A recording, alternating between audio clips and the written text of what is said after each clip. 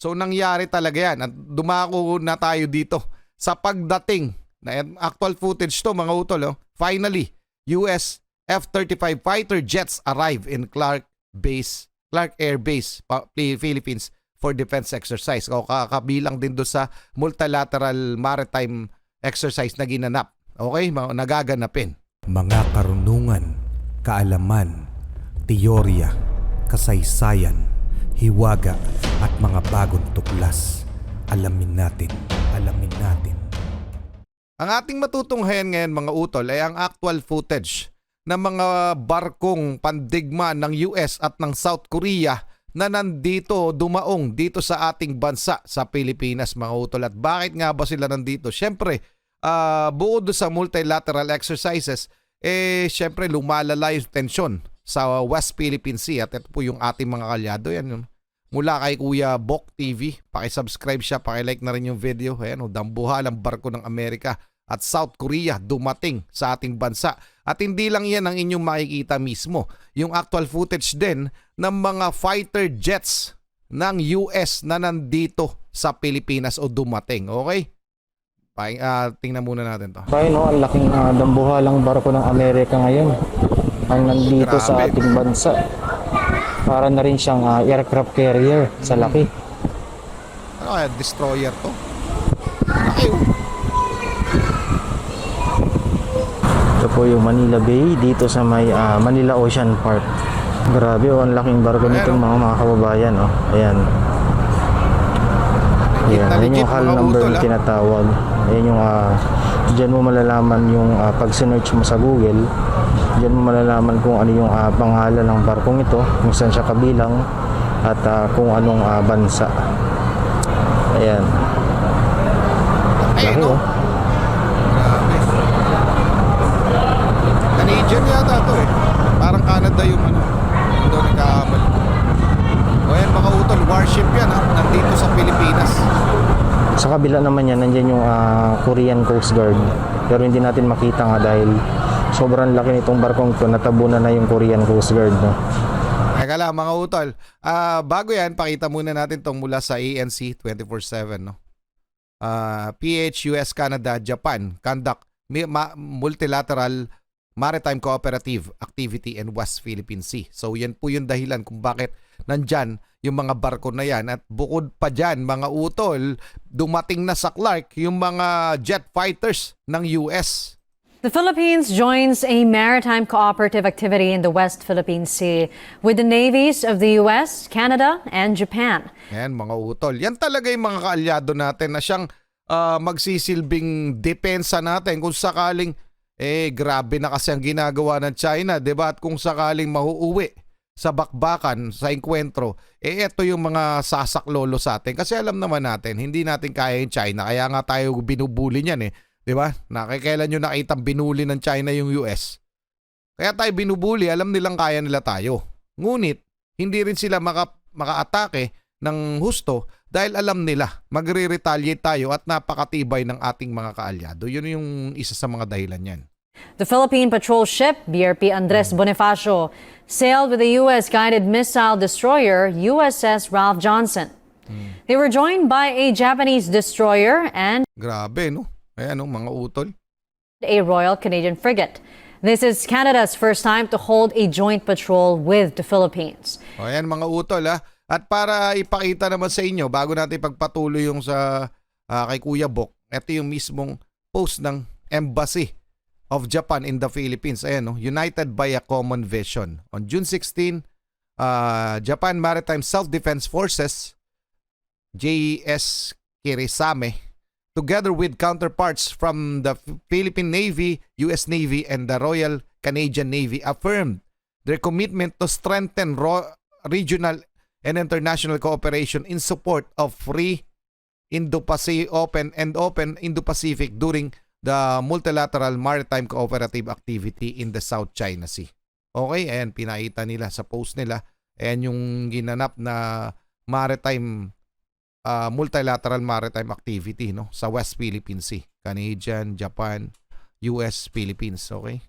Ayan, mga utol. So, eto yung mga handang magtanggol sa atin kung sakali magkakanda leche-leche, di ba? kung etong grupo na ito, itong mga bansa na ito na malapit sa atin, kasama pa ang Australia at ang South Korea.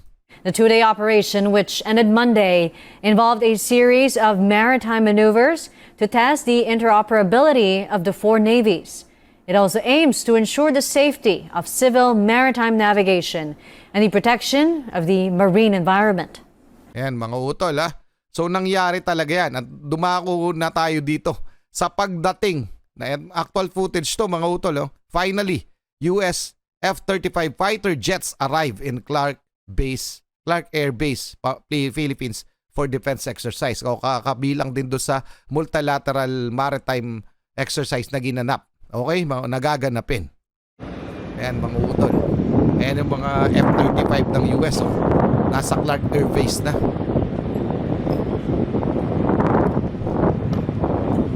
Papunta pa lang sa ibang base pa yata. No? Ayan yung mga pinadala ng Amerika.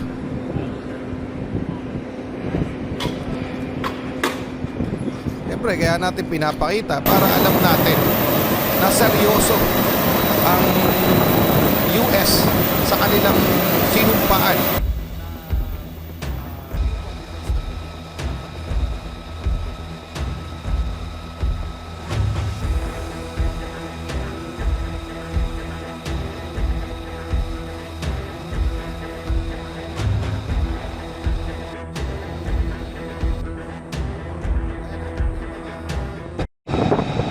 Mga utol, yung mga F-35 fighter jets na yan ay nasa Clark Air Base, Pampanga na.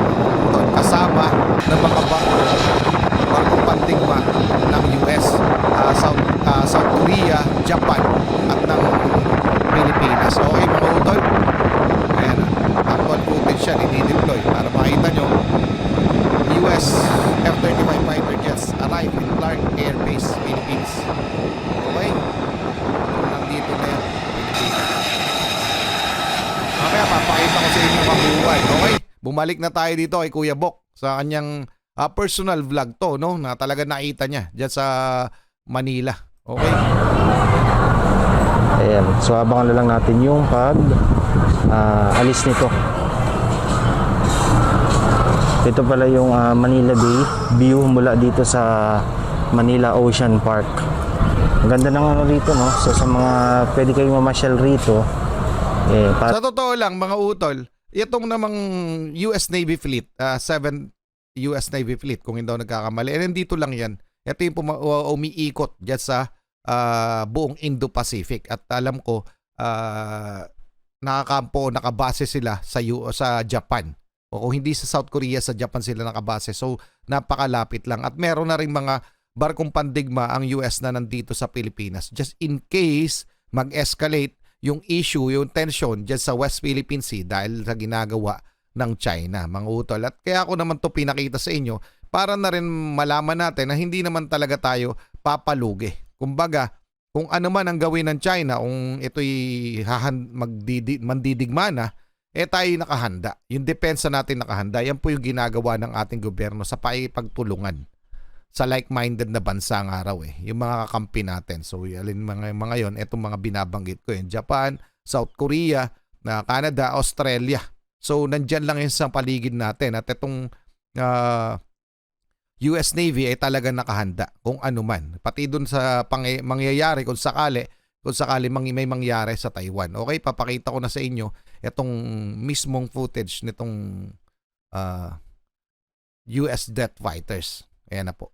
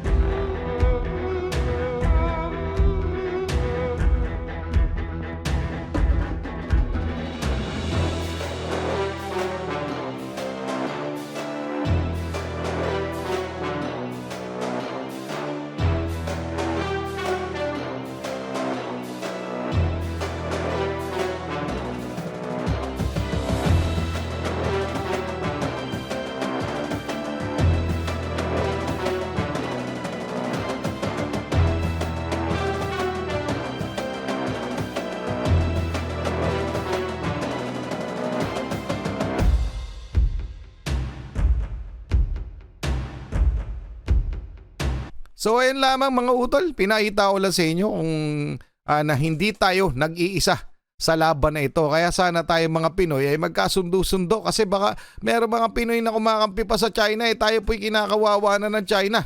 Kaya lamang hindi tayo pumapalag hindi pwedeng sa atin magsimula yung gulo. Kasi kung sa atin magsisimula mare-revoke yung Mutual Defense Treaty natin. Kailangan tayo magtatanggol. At gaya ng sinabi sa pahayag ni President Bongbong Marcos na kapag may nangyayari o may napatay, wag naman sana, na isang personnel natin dyan sa West Philippines na nakagagawa ng China, ituturing niya itong act of war. At talagang re-rest back ang Pilipinas sa China kung sakali man. Anyway mga utol, sana naman wag mauwi sa gera.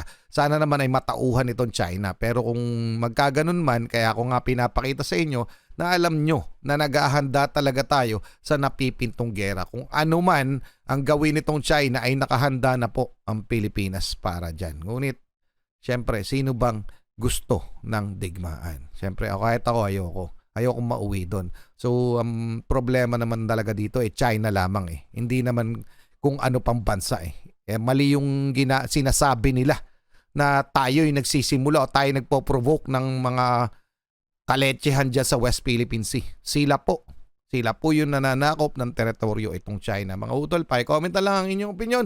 Maraming salamat. Muli ako si Target Achilles in behalf of the Real Star Pride Production.